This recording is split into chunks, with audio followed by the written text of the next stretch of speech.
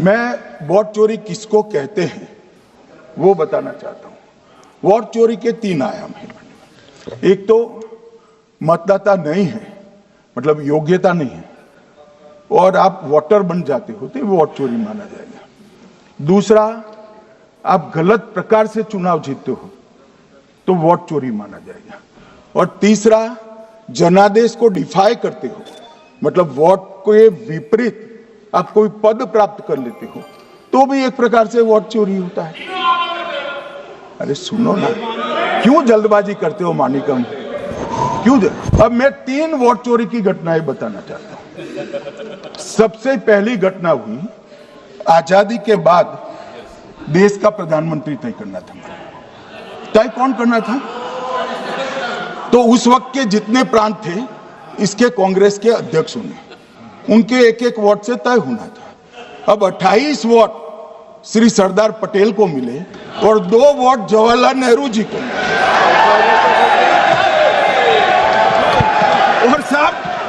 और साहब प्रधानमंत्री जवाहरलाल जी बने।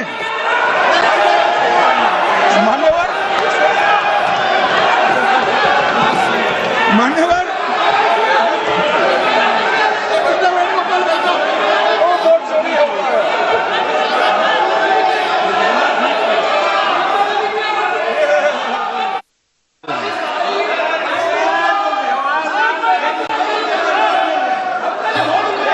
प्लीज, माननीय गृह मंत्री जी, माननीय गृह मंत्री जी, प्लीज।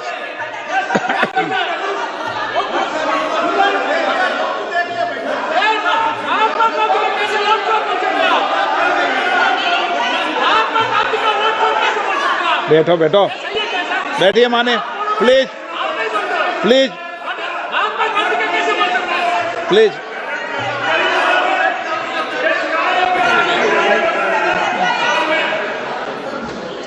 मान्यवर दूसरी, प्लीज बैठिए बैठिए माननीय सदस्य, प्लीज, हर बार नहीं उठते, बैठिए।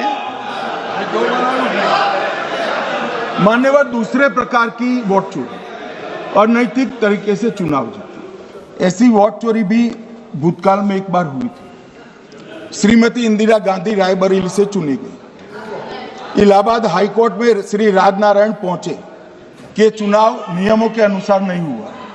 इलाहाबाद हाईकोर्ट ने ये तय कर दिया कि श्रीमती गांधी ने उचित तरीके से चुनाव नहीं जीता है, हम इसको रद्द कर देते।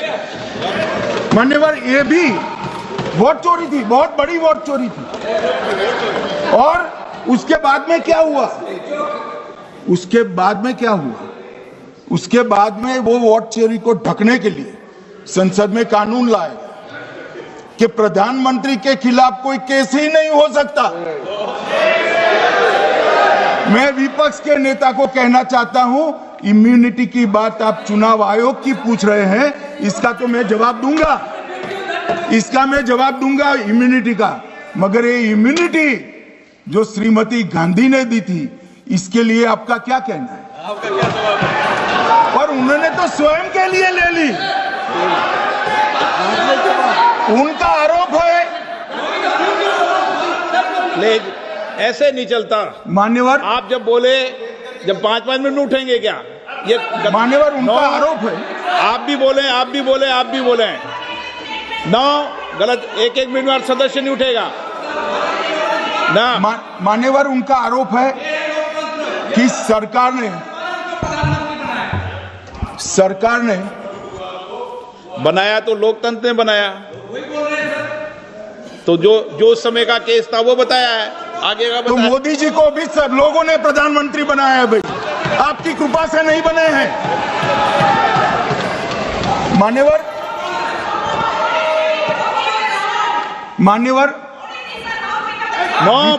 से माननीय तरीका ठीक नहीं है आपका, 2-2 मिनट में उठना।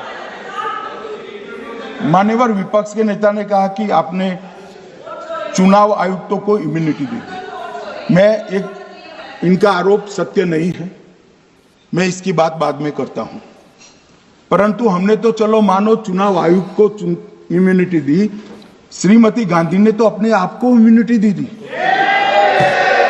और फिर जब ये संवैधानिक सुधार के वायरस चैलेंज हुए तो वो केस जीतने के लिए 2, 3 और 4 नंबर के सर्वोच्च न्यायालय के जज को बाईपास कर चौथे नंबर के जज को चीफ जस्टिस बनाया और वहां केस भी जीत लिया। और मान्यवर ये तो इतिहास है, कौन झुठला सकता है? इनको कोई पढ़ाता नहीं है इतिहास, ये तो इतिहास है, सर्वोच्च अदालत और संसद के रिकॉर्ड में रखा हुआ इतिहास है। इसके खिलाफ लल्लन सिंह जैसे कितने लोग पूरा जीवन लड़े बिहार में, इमरजेंसी के खिलाफ जेल में गए, लाखों लोग गए। और तीसरी वोट चोरी कहना चाहता हूं, तीसरी वोट चोरी का प्रकार मैंने बताया था कि योग्यता नहीं है और मतदाता बन जाना। अभी अभी एक वाद पहुंचा है, वाद मतलब डिस्प्यूट पहुंचा है दिल्ली की सिविल अदालत में। उसमें डिस्प्यूट ये है कि सोनिया गांधी जी इस देश की नागरिक बनने से पहले मतदाता बने।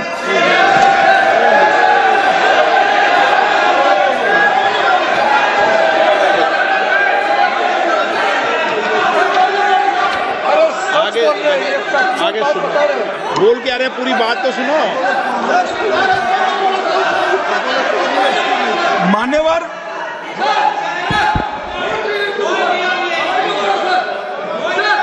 मान्यवर मैंने इतना ही कहा है कि अदालत में केस चल रहा है जो फैक्चुअल है। अब जवाब तो उनको अदालत में देना है, सोनिया जी ने यहां क्यों दे रहे? अदालत में जवाब देना है।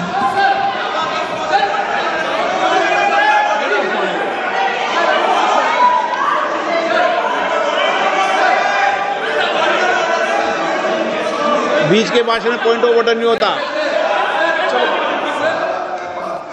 नहीं सर, मुझे याद है जो माननीय सदस्य नहीं है, ये 352 ये रहा, 352 टेबल पे रहता है, मुझे वहां याद है 352। Home Minister is speaking about an issue which is pending in the court. Actually, what happened is, Rosavalli court, some senior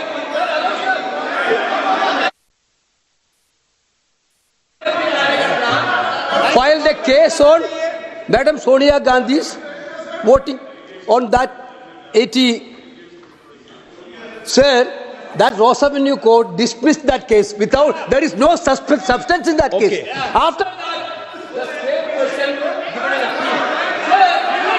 Gandhi not even voted in that election. I am challenging Home Minister. Okay. Sonia Gandhi not even voted that election. Can you prove it? Can you prove it? Sir, misleading statement a Home Minister doing. Sir, you are. What is this, sir? एक minute please दादा, एक minute please. No, बैठिए। No मान्य please. देखिए माननीय सदस्य, 2 दिन से मैं चर्चा को सुन रहा हूं और 2 दिन से चर्चा को सुन रहा हूं और 352 आपने भी पढ़ा है, मैंने भी पढ़ा है, ठीक है ना। कई बार इधर से भी उधर से भी इस विषय को कई बार बोला गया है। जब डिबेट चलती है उसके संदर्भ में कई विषयों को बोला जाता है, ठीक है ना। और इसीलिए सुनिए बात, माननीय गृह मंत्री जी ने, आपने आधी बात सुनकर हर 2-2 मिनट में उठने लगोगे, ऐसे चर्चा नहीं होती।